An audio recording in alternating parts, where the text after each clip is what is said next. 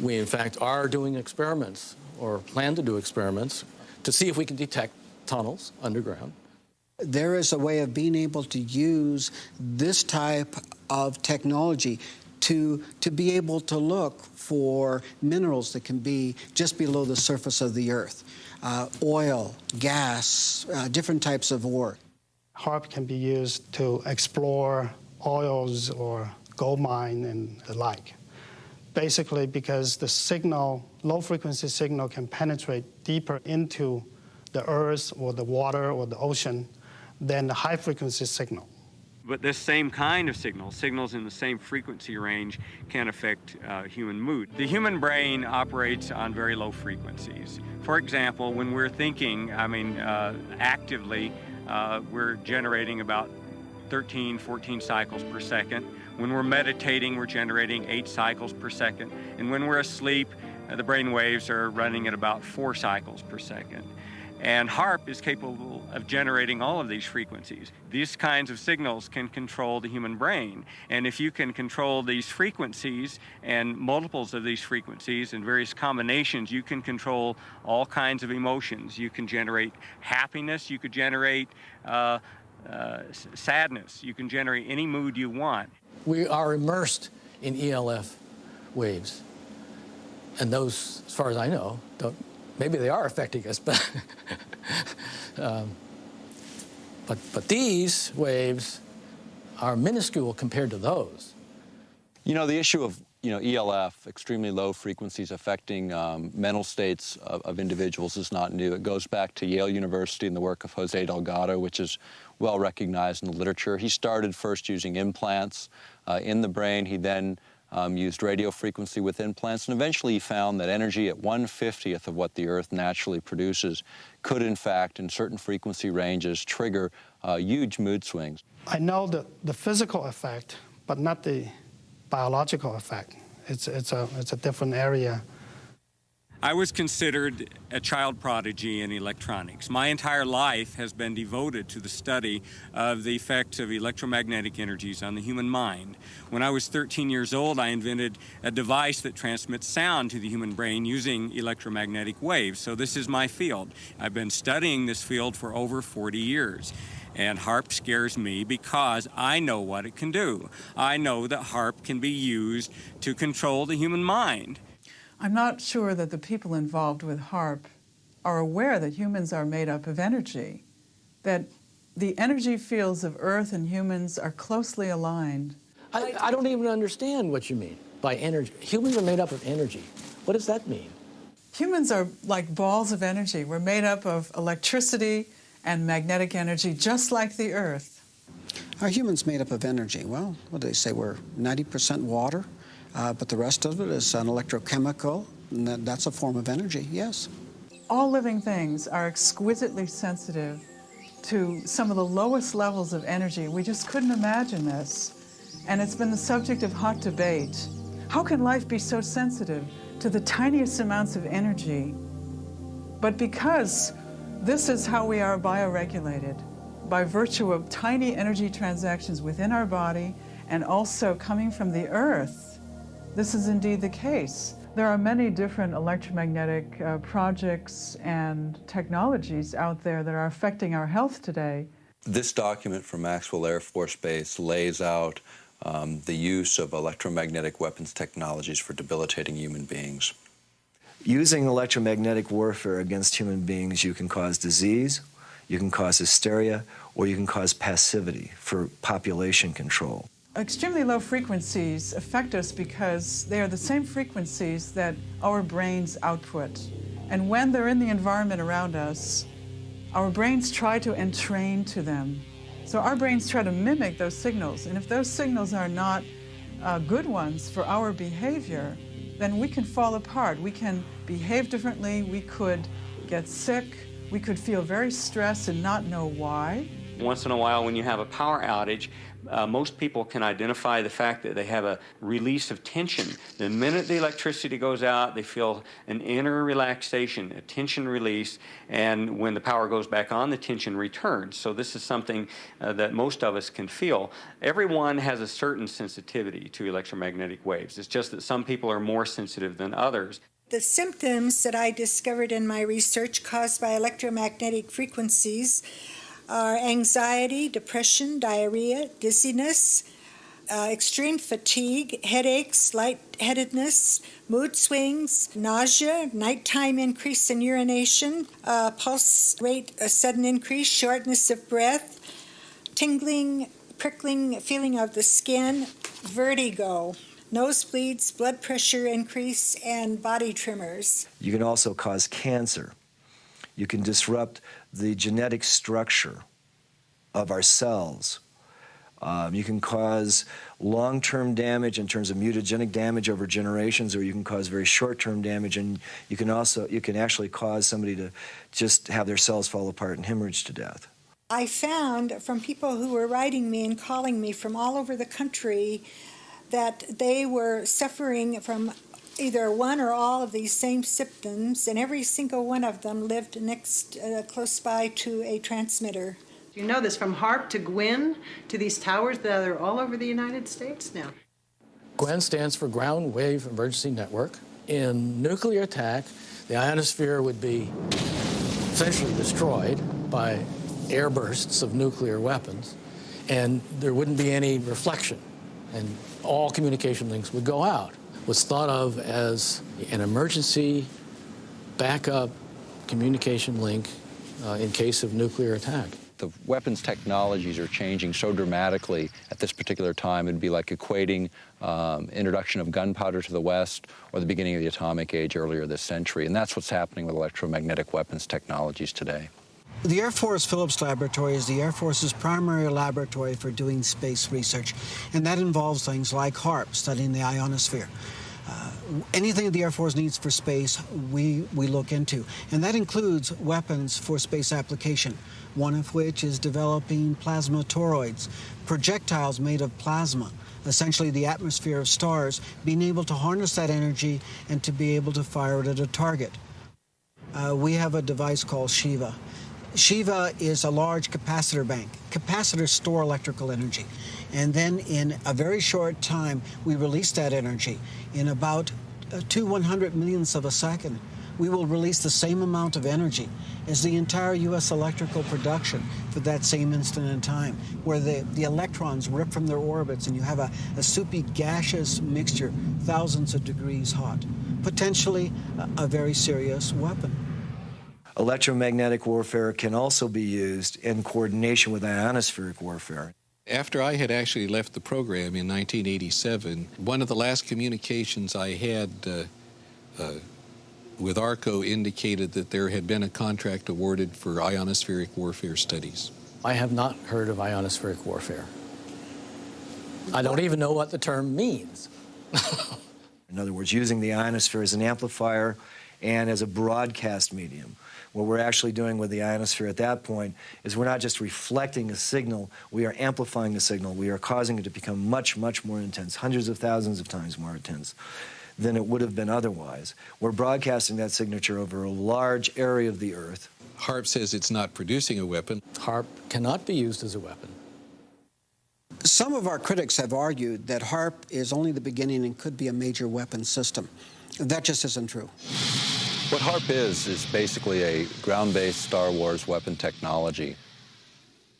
I'm the Attorney General and Environmental Program Manager for the Upper Cook Inlet Environmental Protection Consortium. And we've been working on HAARP for many years. And they've located HAARP at Gakona because of the magnetosphere is closest to the surface of the Earth. And they need that magnetic pole to do their shots into the ionosphere and stratosphere. With HAARP and however long it's been on the drawing board, the people here haven't known about it that long. And it changed from one thing to another. And what a lot of people are not aware of is it's ground-based Star Wars technology. And the United States Congress has said that they quit funding Star Wars. So they call it everything else but Star Wars to get it funded. I just don't know whether it's an outgrowth of Star Wars. The application described in the 1991 patent would be such that if anybody were to fire a missile from any direction, anywhere, to another point on Earth, it would intersect this relativistic layer and be basically exploded. I've never been asked whether this is an outgrowth of Star Wars or not. As a scientist, you do like to be recognized for things you've done. And because I couldn't write to the press, I'm under ARCO confidentiality, I sent a letter to Lord Cook, the chairman of the board of ARCO, and received actually a very nice letter back complimenting me for my contributions and assuring me that they would inform the H.A.A.R.P people of my contribution. There was never any intention to build anything associated with what Mr. Eastland had proposed in his patent. If you read the patents, I was thinking of ways to use it defensively.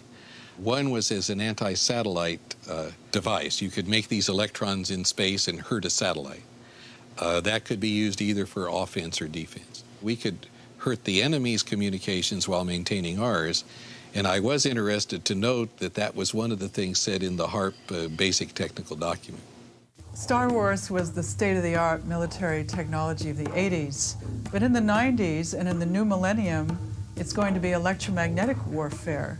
What we do know about electromagnetic systems and electromagnetic warfare is becoming even more interesting. As late as April 28, 1997, U.S. Secretary of Defense Cohen announced at University of Georgia that, in fact, geophysical warfare was becoming a more intense problem. In fact, they even speculated that terrorist organizations would have systems that could modify weather, create volcanic eruptions, or even cause earthquakes using electromagnetic waves. You know, earthquakes is another thing. We have had a lot of them, a lot of volcanoes more in the last few years. Whether or not that is just a cycle of happenings, because we've had a history of earthquakes and volcanoes throughout recorded history, but it just seems to me like that it's coming more often, and that there has to be some connection with some of the things that we as humans are doing to our Earth.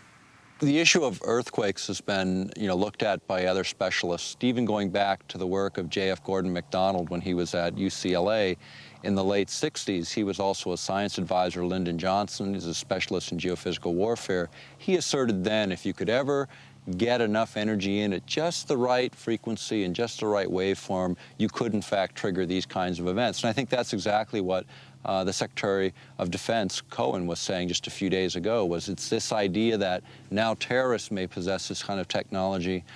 It's obvious. I mean, if we're concerned that terrorists have it, we certainly do. Back in 1912, Nikola Tesla said it was possible to split the planet by combining the correct vibrations with the resonance of the planet itself.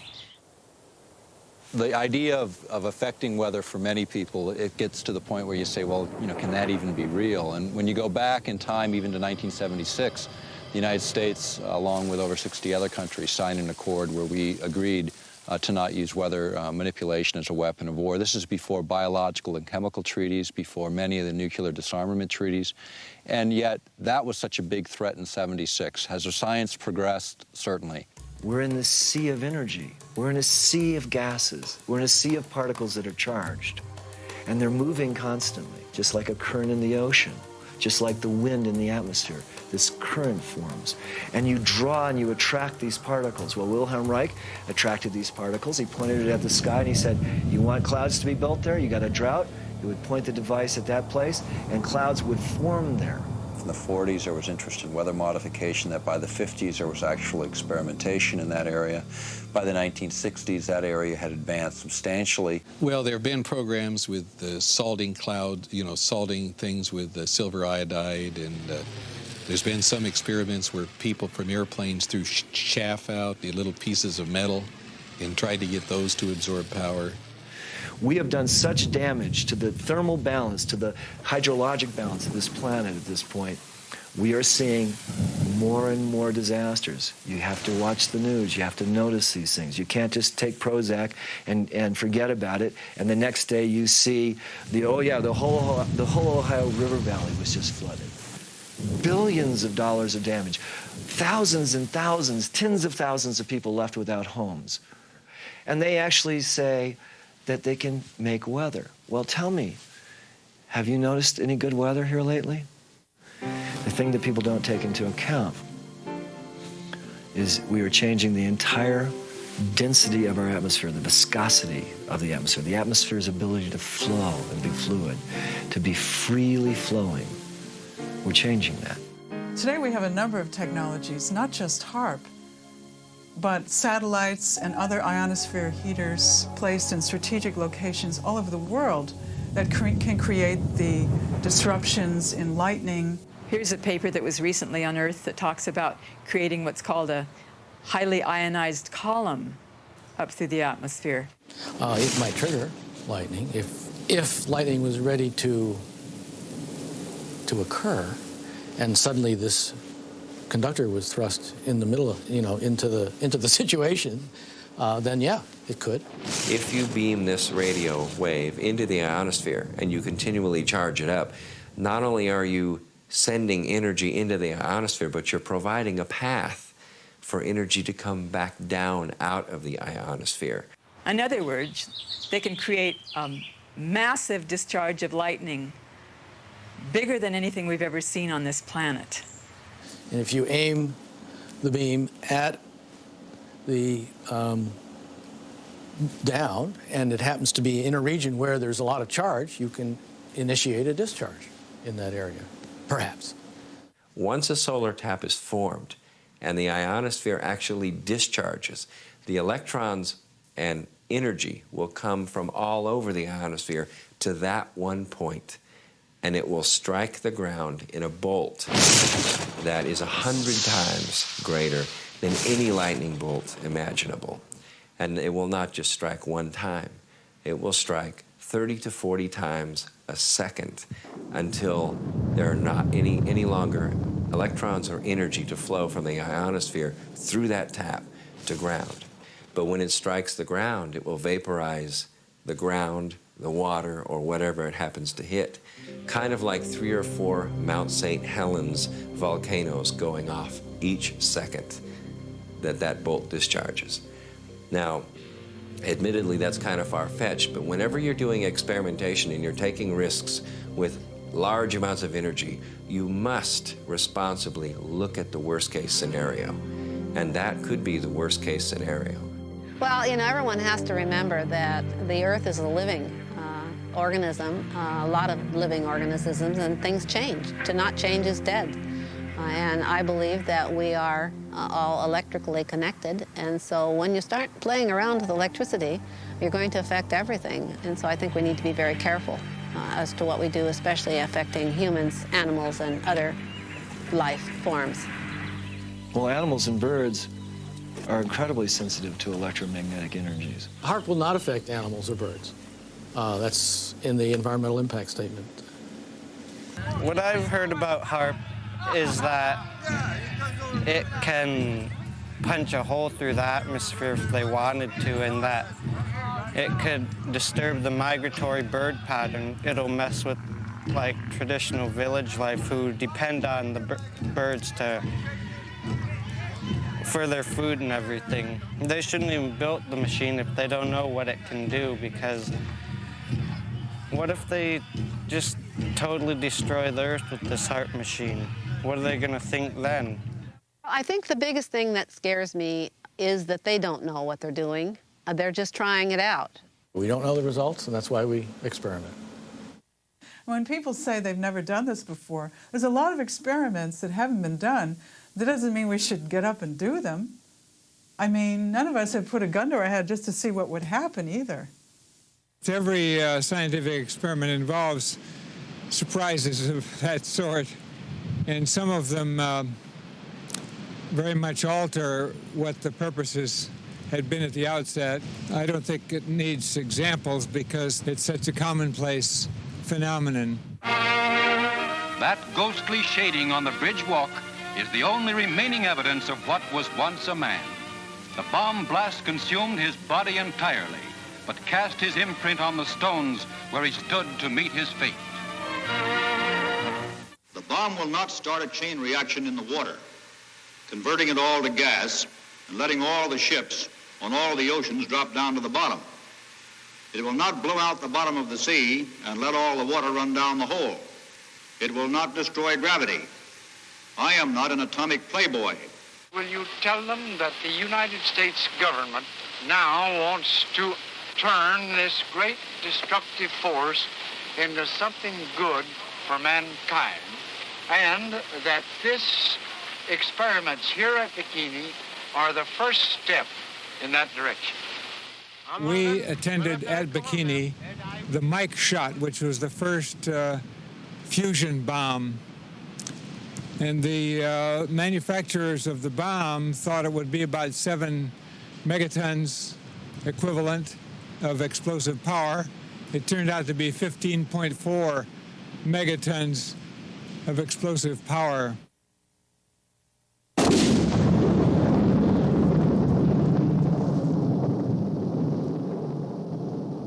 Their island was much more contaminated than had been presumed, and the radiation from that weapon contaminated the ocean. It's just like with DDT, remember? That we were told that that wasn't harmful, and they drove through the streets and actually sprayed DDT from trucks on school children while they were eating lunch. Is HAARP 100% safe? I don't think I would categorize any radio transmitting system as 100% safe. We have made it as safe as we can. We have followed all the standards that are applicable. There are no standards because we have no intimate knowledge of how Earth and life work together. Many times we've experimented on various different things and then it didn't turn out the way we expected it to. It can get as big as what's been determined to be safe in the environmental impact statement. It can't go any bigger than that. The environmental impact statement was funded by the Air Force and the Navy, the people that are running the program. When you look at the Earth itself, you think about the Earth and how it releases energy naturally. You can look at earthquakes and what we know about them over 30 years is they're increasing in depth, frequency, and magnitude. You can look at weather patterns. And what everyone knows, at least in this country and most of the world now, is weather patterns are going through dramatic shifts that are blamed on any number of factors. And then you can also look at tidal heights in the North Sea, which have been steadily rising over a 30-year period as it's been charted. All of that indicates releases of energy. And then in the midst of this natural releases of energy, we're going to inject billions of watts of power into the magnetic lines of force. What this will do, they don't really know because they've never been at these power thresholds before. Safety is the main consideration here. Aircraft safety, radio frequency safety. The environmental impact statement is the governing document, and anybody that has an environmental concern that we have not addressed in this should come to us and let us know about it. There's no independent scientific committee looking at this outside of the military. There is no physiologist or bioscientist involved in this project from the military looking at those bioeffects. We think it's a narrowly focused program in the sense that the bulk of it is military-driven. That's what's driving the budgets, and that's what's driving the program. The military research is one line of work, and I would say the medical research is another line of work, and for most part, these two groups are not talking to one another. There are a number of scientists like myself who are concerned about this, who are in fear of what HAARP could do to the planet. Not only mind control, but weather changes, possible earth changes, earthquakes, things like that. And we all need to band together. We need to contact each other over the internet. We need to lead a discussion on this, and scientists need to contact their government representatives and tell them what they feel about this. Our critics have talked about HAARP and some of the problems they perceive. If anyone, any group, individuals, whatever, were concerned, they're welcome to tour the site. They're welcome to put together an independent team of their experts to come onto the site and to review what it is we're doing. We have absolutely nothing to hide. We need to bring in people from all walks of life to study the possible consequences of this technology. We don't know the effects. I don't think we should move blindly forward and just do these experiments. We were recently invited to Brussels to speak to a group of parliamentarians in an organization called Global International. And we were able to present HAARP as an issue to over 60 parliamentarians from 40 countries. And what was important is it really was the first time many of these folks had heard much about this project. But I can tell you that the international interest has been growing. The scientific community is starting to wake up to the issue. And what we're seeing is more people willing to go forward and speak out. I'm concerned that the people who understand that all life is interconnected aren't the people that are making the decisions about these experiments on our ionosphere. What air I breathe, everybody else breathes. Water and air and the land, our life. Let's do what we have to do to protect it. As living systems, we're open systems, and we can't draw the line between where our boundary stops and where the boundary of the non-living domain begins. The Earth is a living organism. It's not something that's really outside of us. It's really an intimate part of who we are. And when we destroy it, we destroy ourselves. I have always asked that if anybody has a problem, come and let us see what the problem is. And if it's something we haven't addressed that we should have, of course we'll address it. The problem with government and the people right now is that people don't trust the government, and they have good cause not to, because so many times over the years they've not told them the truth. Well, the planet's electrical system is not there for us to exploit for Department of Defense purposes. It's there as a part of a whole beautiful, harmonious, interconnected system that supports all life on this planet. And we don't know everything that there is to know about it. It's not up to me to determine that it is or is not a valid expenditure of taxpayers' funds. It's not my call. And if Congress gives us the funds, evidently they believe it's worthwhile. I'm told to do this, and we are doing it. Those people who are in government, they tell me a lot of times that they're just following orders. My response is, so was Heinrich Himmler. He was just following orders. We're about to embark on another arms race. It's totally unnecessary. We're committing billions of dollars to this technology, and the question becomes where does it end? I mean, they figured $3 trillion on the entire nuclear adventure, and that's, 60% of the current national debt. Are we going to start that cycle again? Is it necessary to do that again?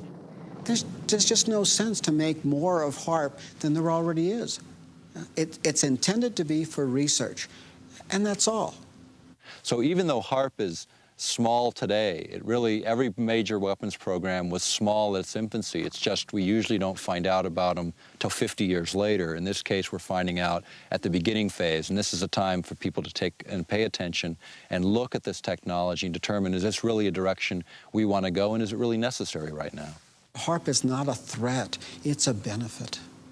We also know that there are other very specific frequencies which are different from the war games frequencies, which can enhance healing, which can accelerate natural healing in our bodies, which can alleviate our mood disorders, which can help us get over depression, anxiety, and sleeplessness. The military has very different plans and asks different questions looking at the same system than the scientist who's interested in medical issues or healing the planet.